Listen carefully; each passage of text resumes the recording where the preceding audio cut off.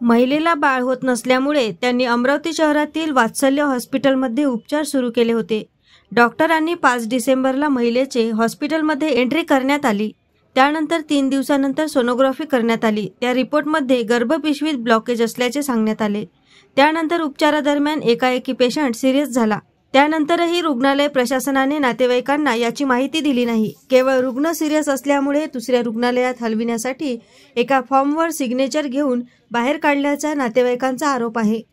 त्यानंतर दुसऱ्या एका रुग्णालयात रुग्ण महिला दगावल्याची माहिती देण्यात आली। मृतक महिलेच्या नातेवाईकांना माहिती मिळताच नातेवाईकांनी अमरावतीच्या राजापेठ पोलीस स्टेशनमध्ये धाव घेतली। मृतक महिलेचे पती यांनी पोलीस स्टेशनमध्ये तक्रार दाखल केली। ओव्हरडोजमुळे पेशंट दगावल्याचा त्यांचा आरोप असून संबंधित दोषी रुग्णालयातील डॉक्टरांवर कारवाईची त्यांनी मागणी केली आहे। माझं नाव महेंद्र उत्तमराव टिकेकर आहे। मी वात्सल्य हॉस्पिटलमध्ये उषा देशमुख नेहा देशमुख यांच्याकडं बाळासाठी ट्रीटमेंट करायसाठी आलो होतो। मॅडमनी 5 तारखेला त्यांच्याकडे एंट्री केली होती आणि तिथून 3 दिवसानंतर मला सोनोग्राफी करावं लागलं। सोनोग्राफी केल्यानंतर त्याच्यामध्ये मॅडमनी सांगितले की जे काही ब्लॉकेज आहे गर्भाशयामध्ये किंवा का होत नाही, का राहत नाही बाळ, काय प्रॉब्लेम आहे ते आपण जो राहतो स्केलोग्राफी का काहीतरी असंच काही राहतं ते आपण करू म्हणत होती नॉर्मली। त्याच्यामध्ये म्हणजे माझ्या मिसेसला काही त्रास होणार नाही, टाचे वगैरे काही लागणार नाही, सर्व नॉर्मल होईल आणि संध्याकाळपर्यंत तुमच्या मिसेसला तुम्ही घरी घेऊन जाऊ शकता। आणि हे सर्व केल्यानंतर 18 तारीख दिली होती मॅडमनी भरती व्हायसाठी सकाळी 9 वाजता। सकाळी 9 वाजता आम्ही 9:30ला गेलो मॅडमकडं आणि 9:30ला गेल्यानंतर तिथे काहीही सुविधा नव्हती आमच्यासाठी।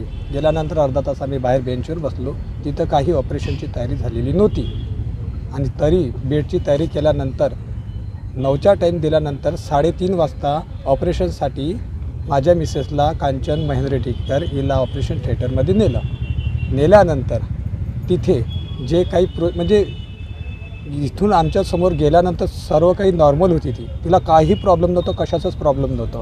तिथं आतमध्ये गेल्यानंतर ते काय केलं ते त्यांनाच माहीत आहे।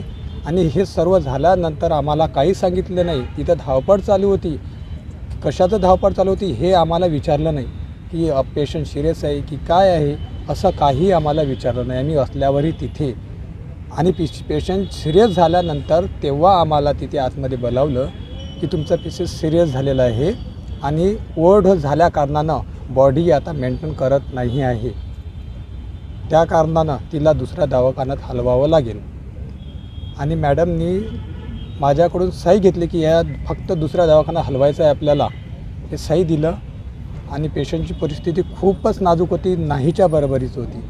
तिथूनच होश नव्हतं, तिला काही नव्हतं। तिथून त्यांनीच बोंडे हॉस्पिटलला नेलं। मला असं म्हणलं नाही की कुठल्या हॉस्पिटल नेत आहे काय नेत आहे, काही मला सांगितलं नाही। त्यांनी स्वतः घेऊन गेले, स्वतः तिथं जे काय ट्रीटमेंट करायचं आहे ते केले आणि त्याच्यानंतर जे झालं डेडच आमच्या हाती दिले त्यांनी।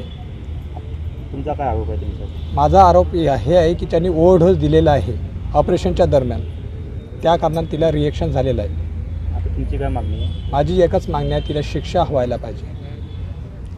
AS न्यूज महाराष्ट्र करिता अमरावती येथून रुपालीसह अनिल साखरकर।